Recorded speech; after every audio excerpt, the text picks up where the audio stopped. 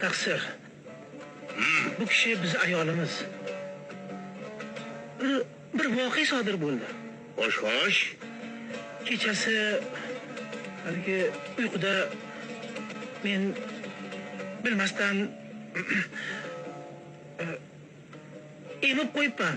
Astagfirullah. Emib qo'yibsiz? Ha, taqsir. Ha. Shunaqami singlim? Ha, rost. Tavba. Sizga kaltmukku. Lekin bu ishga bunday qaraydigan bo'lsak, unchalik vahimali emas. Taqsir.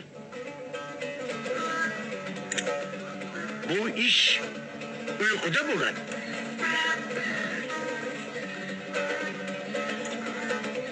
Keyin muqaddas kitoblarda yozilishicha, ayolning a'zolarini onaning a'zolariga taqqoslashning o'zi ham gunohi azim ekan.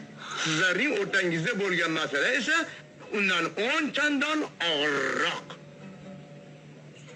Demak, sizlar xotin emas, ona bola bo'libsiz. Nima? Ona bola bo'libmiz? Bo'ldi bo'lsam.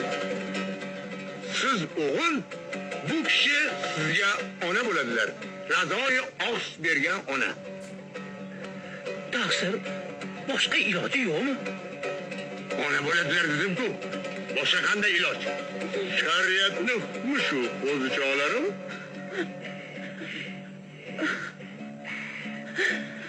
Voy, men o'lay.